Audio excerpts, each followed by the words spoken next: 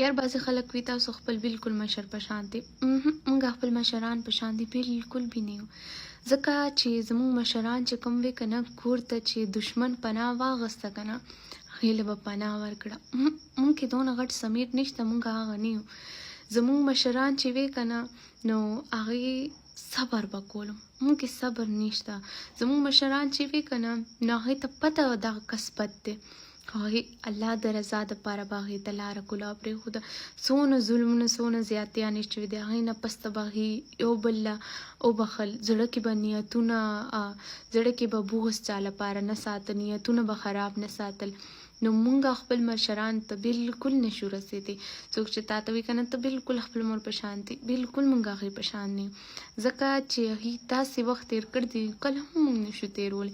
زموږ چې کوم جنریشن دی هغه خو کله هم تېر نه کي او هغه شانتي انسان خو بالکل برداشت نه کي.